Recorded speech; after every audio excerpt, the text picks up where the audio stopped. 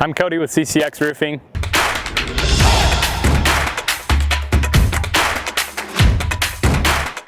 Behind me we have a roof with some hail damage, and as you can see from our perspective right now, you would never know. Follow me up there. Let me show you what we see on a regular basis with hail damage on roofs. So this is what we do to mark out hail for an insurance claim.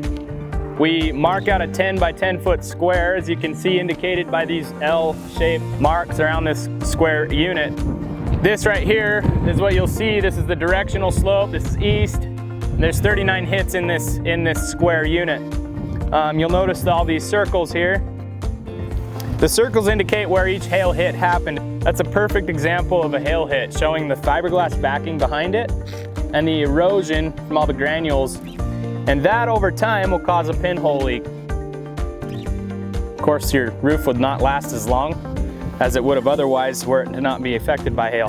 If you think you have any damage on your roof or just want a free inspection, give us a call at CCX Roofing. We'd love to help you out.